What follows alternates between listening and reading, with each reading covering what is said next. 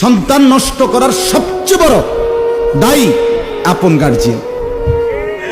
মা বেডি 2 বছরের বাচ্চাটারে বড় মোবাইলটা দিয়ে দিছে, তুই টিভিটা তুই তাবু ডিস্টার্ব করিস না, আমি সাইজ দিয়ে আছি ড্রেসিং টেবিলে, এবুডি পাউডার ডলে হেতে মোবাইল টিপি।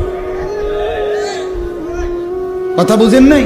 ও বেডি হিন্দি সিরিয়াল দেখে টেলিভিশনে, হ্যাঁ হিন্দি সিরিয়াল দেখে, ইন্ডিয়ান সিরিয়াল দেখে, কি দেখে মনোযোগ দিয়ে দেখে। হিন্দি সিরিয়ালের সবগুলোর মূল বৈশিষ্ট্য হলো স্বামী স্ত্রীর ঝগড়া, শাশুড়ির থেকে জামাইরে কেমনে আলাদা করতে হবে, দেবর ননদের কেমনে স্বামীর থেকে বিচ্ছিন্ন করতে হবে, মানে সংসার কিভাবে তছনছ করবে, এটা হলো ওই বেঈমানদের সবচেয়ে বড় ষড়যন্ত্র। সবগুলোর বৈশিষ্ট্য এটা।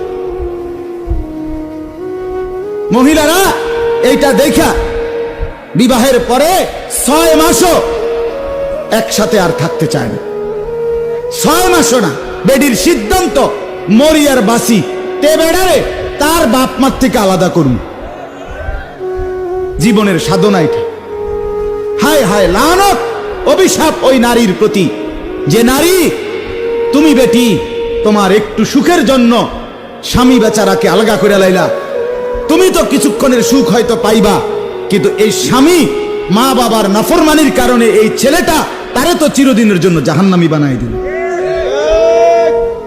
মা বাপ যদি কষ্ট পায়, আহাজারি করে, মা বাপের কলিজার মধ্যে যদি ব্যথা লাগে, তো এই সন্তান জাহান্নামী হবে না?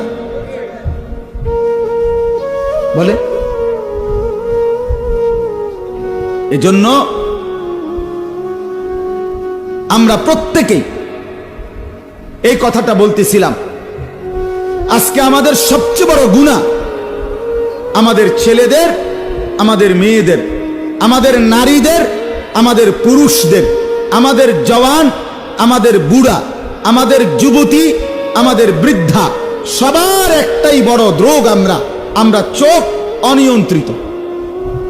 বুড়া মানুষও টেলিভিশন চায়, বুড়া চাচা বাঁকা হয়ে গেছে, কাশে বেরামে ধরে গেছে, কিন্তু এবারে টেলিভিশন সাউন্ড, বেডির সাউন্ড, চা দোকানে নাচ গান দেখার অভ্যাস ছোটে নাই।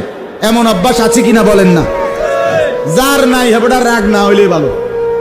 আর যে বেটা রাগ হইলে, আপনার এই অভ্যাস থাকলে, আপনার রাগ হইলেই কি আর আসলেই কি।